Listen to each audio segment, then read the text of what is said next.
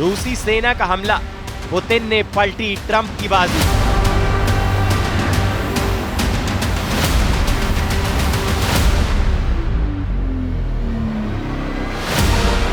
रूस यूक्रेन में इस वक्त ऐसे खुफिया और घातक दांव-पेच चल रहे हैं जिसने दुनिया के बड़े से बड़े वॉर एक्सपर्ट्स भी समझ नहीं पा रहे हैं। हम आपको पिछले 25 घंटे की वो हैरान करने वाली खौफनाक खबरें दिखा रहे हैं जिन्हें देखकर और जानकर आपको यकीन हो जाएगा कि पुतिन का रूस किसी भी कीमत पर 30 दिन का युद्ध विराम नहीं करेगा, बल्कि अगले 30 दिन के लिए 1.5 लाख रूसी सेना यूक्रेन के कम से कम 10 बड़े इलाकों पर हमला करने जा रही है। खुद राष्ट्रपति ज़ेलेंस्की ने पुतिन के उस युद्ध प्लान का खुलासा कर दिया है जो यूक्रेन के लिए काल बनने जा रहा है। दावा तो यहां तक किया गया है कि राष्ट्रपति ट्रंप ने शांति प्रस्ताव पुतिन को भेजा है।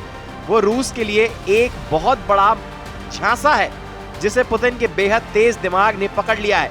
हालात ये हो रहे हैं कि अब रूस के 1.5 लाख सैनिक यूक्रेन के सूमा इलाके को चारों तरफ से घेरने लगे हैं। हम आपको वॉर जोन से सबसे लेटेस्ट अपडेट के साथ रूस यूक्रेन जंग की वो हकीकत दिखाने जा रहे हैं जहां राष्ट्रपति पुतिन ने ट्रंप की यूक्रेन की बाजी को पलट दिया है। इस वक्त रूसी सेना यूक्रेन के इलाकों पर इतनी तेजी से घातक और बड़े हमले कर रही है जितने इससे पहले कभी नहीं हुए। रूसी टैंक, तोप, मिसाइलें, आत्मघाती ड्रोन और पैदल सेना ने यूक्रेन के पूर्वी, दक्षिणी और उत्तरी इलाके में भयंकर हमले शुरू कर दिए।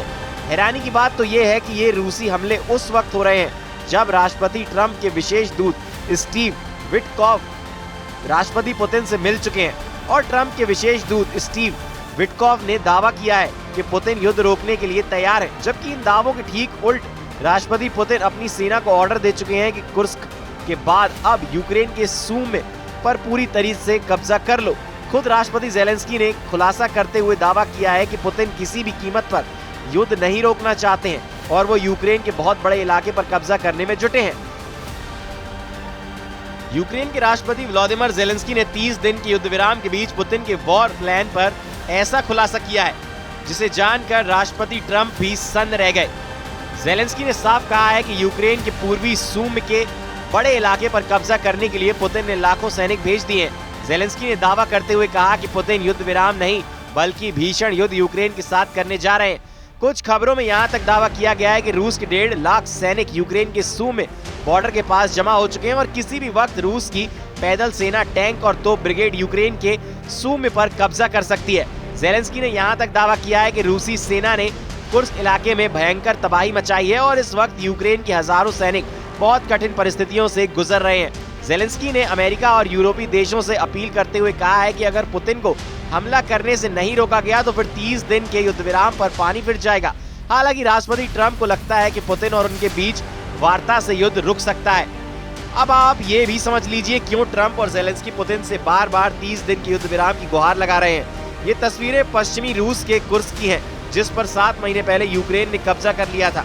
अगस्त 2024 में यूक्रेनी सेना ने कुर्स्क के 1300 वर्ग किलोमीटर इलाके पर कब्जा कर लिया था, लेकिन जैसे ही रूसी सेना ने कुर्स्क पर भीषण हमले शुरू किए, पूरा कुर्स्क इलाका यूक्रेनी सेना की लाशों से भर गया। दावा किया जा रहा है कि कुर्स्क के इलाके में 50,000 यूक्रेनी सैनिक बुरी तरह से घिर चुके हैं।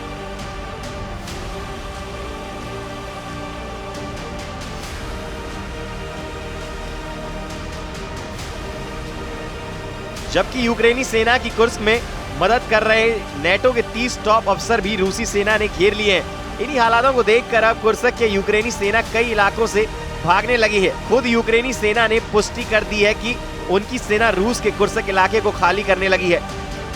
पिछले 24 घंटे में यूक्रेनी सेना ने 19 रूसी हवाई हमलों को झेला और कुर्स्क दिशा में 20 मोर्चों पर यूक्रेन को भारी नुकसान हुआ है। यूक्रेनी सेना ने यह भी दावा कर रही है कि उसने यूक्रेन के अंदर खार्किव, कुपियानस्क और क्रास्नी लिमन की दिशा में कई रूसी हमले को नाकाम कर दिया है। रूसी रक्षा मंत्रालय के मुताबिक रूसी सेना के उत्तरी सैन्य ग्रुप ने मेलोवॉय, पोडोल और सुदजा की बस्तियों को पूरी तरह से आजाद कर लिया है। अमेरिका स्थित ISW ने दावा किया है कि जमीन से प्राप्त फुटेज से संकेत मिलता है कि रूसी सेना ने सुदजा पर पूरी तरह से कब्जा कर लिया और दक्षिणी ज़ोलेंस्का की ओर बढ़ गई है और जो सुदजा के उत्तर पश्चिम में एक बस्ती है। रूसी सेना के तूफानी हमलों ने सारे रिकॉर्ड तोड़ दिए। पिछले 24 घंटे में पूर्वी यूक्रेन, दक्षिणी यूक्रेन और पश्चिमी यूक्रेन पर सबसे प्रचंड हमले रूसी सेना की तरफ से किए जा रहे हैं।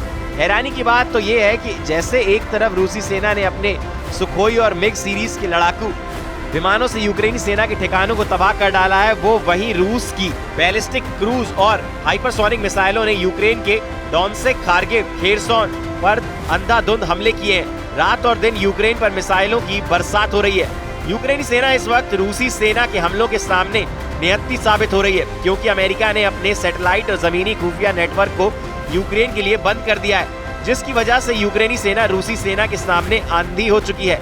यूक्रेनी सेना को हमला करने वाले रूसी जेट, मिसाइलों, रॉकेट और ड्रोन के सही पोजीशन का पता नहीं चल पा रहा है, जिसकी वजह से यूक्रेन रूस हमलों में बुरी तरह से तबाह हो रहा है। हम आपको रूसी हमलों से जलते यूक्रेन की बर्बाद और विनाश की वो तस्वीरें दिखाने जा रहे हैं जिसने यूक्रेन से लेकर यूरोप तक कोहराम मचा दिया है। यही वजह है कि रूस के खिलाफ पूरा यूरोप एकजुट हो चुका है। हम आपको बता दें, इस वक्त यूरोप क्यों यूक्रेन से बार बार कह रहा है कि वो रूस के सामने जरा भी नहीं झुकेगा, क्योंकि राष्ट्रपति ट्रंप को पुतिन का कठपुतली बताया जा रहा है। यूरोप और पश्चिम के 5 ऐसे देश हैं जो इस वक्त रूस के जानी दुश्मन बन चुके हैं।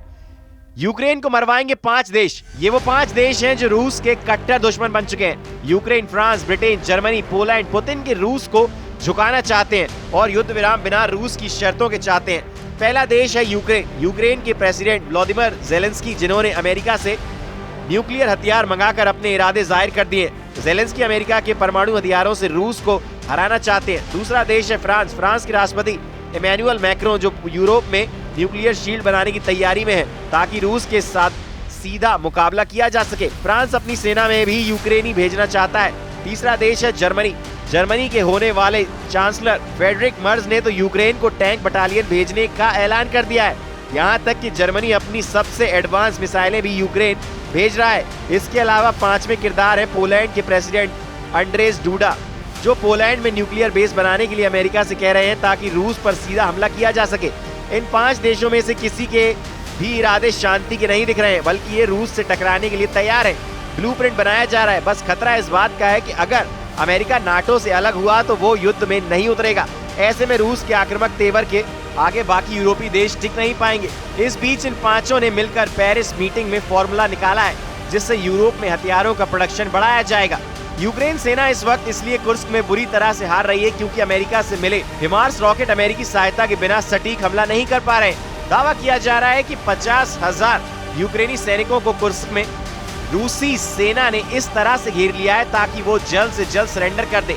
रूस ने कुर्स्क के साथ साथ डोनेत्स्क और ओदेसा में क्लस्टर बमों से यूक्रेनी सेना पर हमला किया है, जिसकी वजह से यूक्रेनी सेना के 24 घंटे के अंदर 1200 से ज्यादा सैनिक मारे गए हैं। इधर मरते और हाफते यूक्रेन ने फ्रांस से मिले मिराज 2000 फाइटर जेट और अमेरिकी F-16 लड़ाकू विमानों से रूसी मिसाइलों और ड्रोन को मारने की कोशिश की है, लेकिन मिराज 2000 और F-16 जेट रूस के तूफानी हमलों के सामने फिसड्डी साबित हो रहे हैं। रूस ने 8 घंटे के अंदर यूक्रेनी इलाकों पर 228 हवाई हमले किए हैं, जबकि 115 यूक्रेनी मोर्चों पर यूक्रेनी सेना को भारी नुकसान पहुंचाया है। कई इलाकों में तो सैनिकों को सरेंडर होते हुए भी देखा जा सकता है।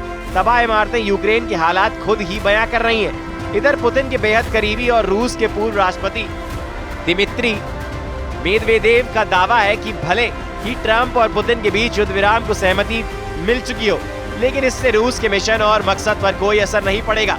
सख्ता तेवरों के साथ पुतिन के करीबी दिमित्री ने जो ताजा दावे और बयान दिए, उसने राष्ट्रपति ट्रंप को साफ संदेश दिया है कि रूस झुकने वाला नहीं है और ना ही यूक्रेन की कब्जा की गई जमीन को रूस छोड़ने वाला है। रूस के पूर्व राष्ट्रपति और रूस के सुरक्षा परिषद के उपाध्यक्ष दिमित्री ने अमेरिका और पश्चिमी देशों को साफ संदेश दिया है कि पश्चिमी देशों को ये समझ लेना चाहिए कि रूस को हराया नहीं जा सकता। दिमित्री ने अमेरिका और डोनाल्ड ट्रंप पर निशाना साधते हुए साफ कहा है कि इस दुनिया में कोई एक मुख्य देश और उसका सर्वोच्च शासक नहीं हो सकता।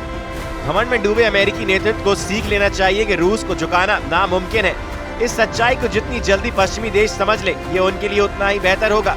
दिमित्री मेदवेदेव के इस बयान से साफ है कि ट्रंप यूक्रेन युद्ध को खत्म करने के लिए कितनी भी कोशिश कर ले, रूस अपनी शर्तों पर ही कोई फैसला करेगा। रूस के इन तेवरों से ज़ेलेंस्की के होश उड़ना शुरू हो गए हैं। कुल मिलाकर हालात ये हो गए हैं कि रूस ने साबित कर दिया है कि 3 साल से ज्यादा लंबी जंग में उसने न सिर्फ यूक्रेन को हरा दिया है, बल्कि अमेरिका समेत नेटो के 32 देशों को भी घुटनों पर ला दिया है।